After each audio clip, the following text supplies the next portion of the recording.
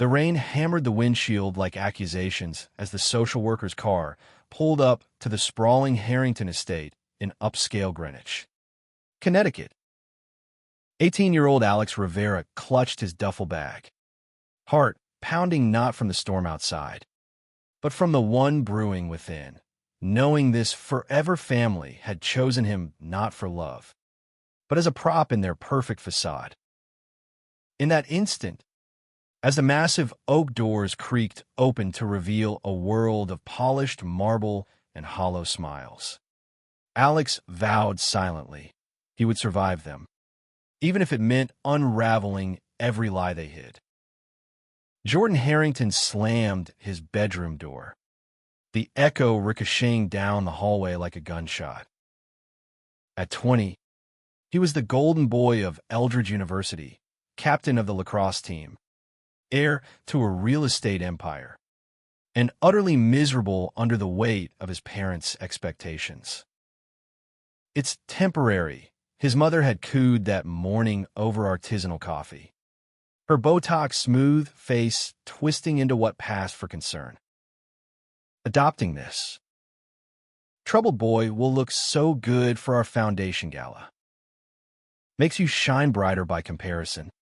"Darling," Jordan had nodded, stomach churning, because deep down, he knew the truth. They weren't saving anyone. They were staging a charity photo op. And Alex Rivera, the openly gay kid from the Bronx foster system, was the disposable star. From the moment Alex stepped into the foyer, the chill settled in like frost on glass. Mrs. Harrington, Evelyn, glided forward in her Chanel sheath, pearls gleaming like false teeth, extending a manicured hand as if touching a leper. "Welcome, Alexander. We're thrilled to enhance our family dynamic." Her husband, Richard, loomed behind her, his Brooks Brothers suit impeccable, eyes appraising Alex like subpar inventory. "You'll attend Eldridge Prep for your senior year. Straight A's. No drama. Jordan will show you the ropes."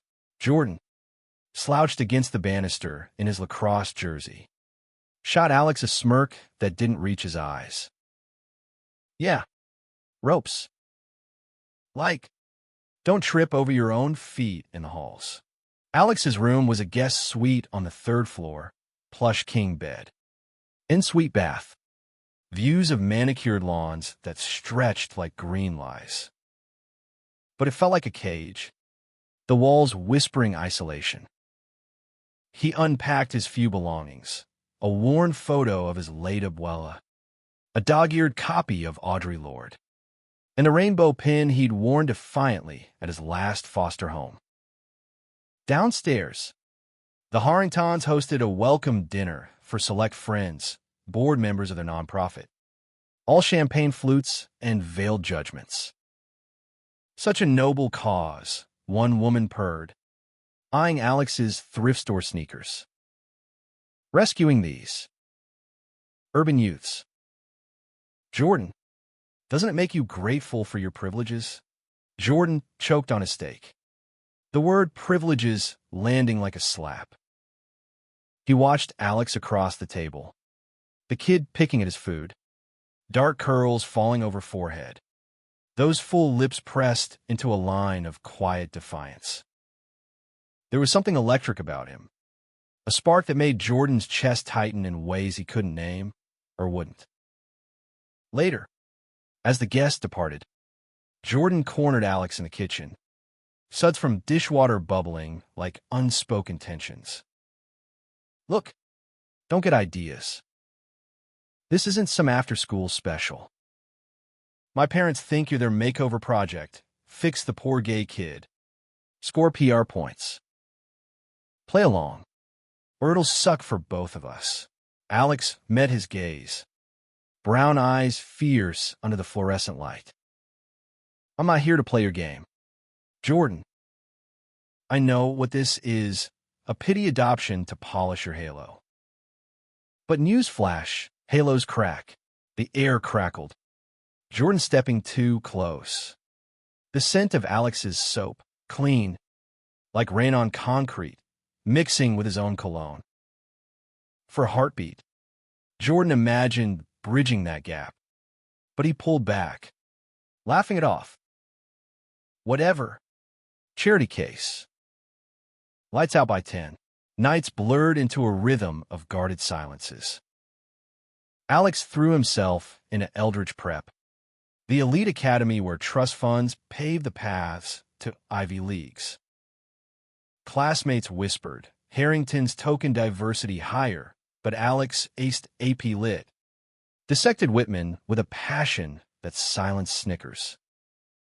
His counselor, MS Patel, pulled him aside after 2 weeks. You got fire? Alex, apply for that scholarship essay contest. Tell your story. He did, pouring out foster system heartaches. The sting of rejection when his queerness became a strike against him. Jordan, meanwhile, faltered midterms tanked. Lacrosse scouts ghosting after a sloppy game. It's the stress, Evelyn sighed at breakfast, forking her kale smoothie. With the new edition, everyone's adjusting. One crisp October afternoon, Jordan found Alex in the backyard gazebo, scribbling furiously on a laptop. Leaves swirled like confetti from a broken party. What? Writing your sob story for the gram? Jordan teased, but his voice lacked bite. Alex glanced up, cheeks flushed from the chill.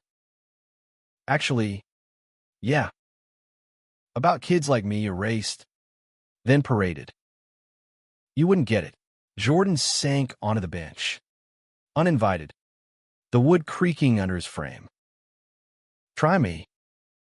My life's a billboard for perfection, but inside, it's all smoke. The words hung, vulnerable, and Alex paused, seeing the fracture in Jordan's armor, the way his fingers twisted his class ring, knuckles white.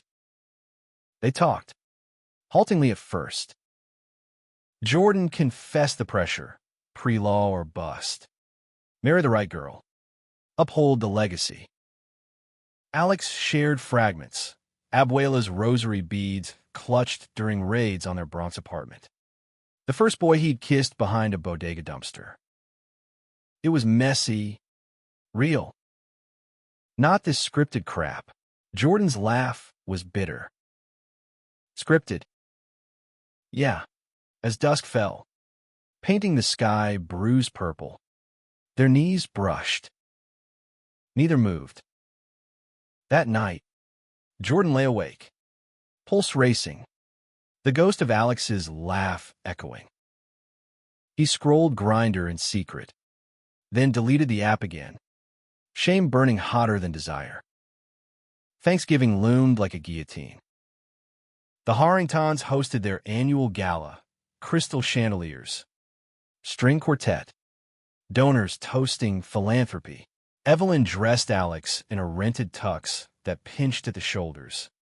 Cooing. You clean up nicely. Smile for the cameras. Show how we've turned your life around. Richard clapped Jordan on the back. Flank him. Son. The contrast is gold. Our all-American boy beside the redemption arc. Alex's stomach nodded as flashbulbs popped. Reporters probing. How's family life treating you? Alex, ready to thrive thanks to the Harringtons. Jordan hovered, jaw clenched, until a donor's son, Chad, lacrosse rival with a predatory grin, leaned into Alex. Heard of the new pet project. Cute. Bet you swing both ways. Huh. The slur landed soft, but Alex's eyes flashed. Before he could retort, Jordan stepped in, voice steel, back off. Chad. He's family. The room hushed. Evelyn's smile faltering. Later, in the coat room shadows, Alex whirled on him. What was that? Pity shield. Jordan's breath hitched. close enough to count Alex's lashes. No. I couldn't watch it. Their hands brushed on a fur stole. Electricity arcing. Jordan fled to the balcony, heart hammering, the city lights blurring through unshed tears. Winter gripped Greenwich in iron fists, snow blanketing the estate like a shroud. Alex's essay won a national scholarship, $50,000 toward NYU.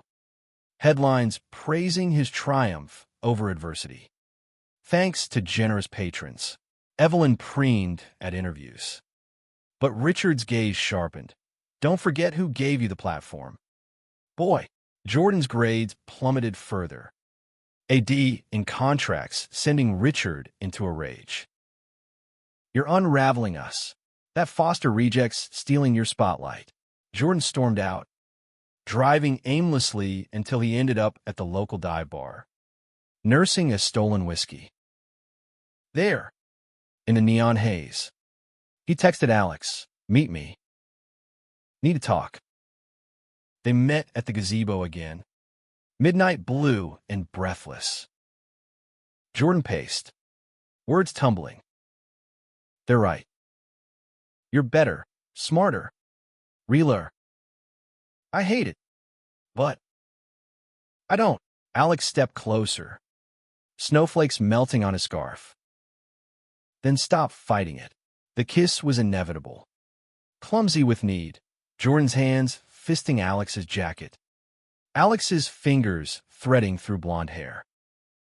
It tasted of rebellion, of salt from tears Jordan didn't know he'd shed. They broke apart, gasping, foreheads pressed. "This can't happen," Jordan whispered. "They'll destroy you." Alex cupped his face, thumb tracing a trembling lip. "Or us. But I'm done hiding." Secrets festered like untreated wounds. Jordan snuck into Alex's room after curfew, their bodies mapping uncharted territories under starlight, filtering through blinds. Whispers of dreams, Alex's theater ambitions. Jordan's buried poetry scribbles wove them tighter. But dawn brought paranoia, Evelyn's probing questions at brunch. "You two seem chummy." Richard's edict, no more coddling. Alex, community service, or that scholarship vanishes. Jordan overheard, fury igniting. He confronted his father in the study, voice cracking. "You're using him like a damn accessory, just like you use me." The Gala aftermath rippled. Chad spread rumors. Harrington's bro is banging the charity fag. Locker room snickers turning to outright shoves. Jordan punched the first guy who grabbed Alex in the hall, knuckles splitting on teeth. Suspension followed. Richard's belt cracking across his back in the home office. "You'll learn control, or lose everything." Evelyn sobbed, pearls clutching theatrics. "Our reputation." Alex found Jordan in the stables, shirtless and bruised, horse blankets draped like defeat. "Run with me," Alex urged, bandaging wounds with gentle hands. "To the city, start over." Jordan pulled him down into hay-scented warmth, kisses fierce. "Soon. I promise." Spring thawed the grounds, but not the ice in the Harrington home. Alex's NYU acceptance arrived, gilded with full ride. Evelyn intercepted it, waving it like a threat, grateful. "Are we?" One word from us. And poof, gone. That night, she cornered Alex in the library. Voice venom sweet. "We saved you from the streets. Don't repay kindness with scandal." Scandal. The word detonated. Evelyn had seen them. Through a cracked door. Jordan's hand in Alex's hair. "My son is not like you. End it, or we'll ship you back to whatever gutter we fished you from." Alex packed under moonlight, duffel heavier with heartbreak. He slipped a note under Jordan's door. Fate's cruel, but love's crueler. Forgive me.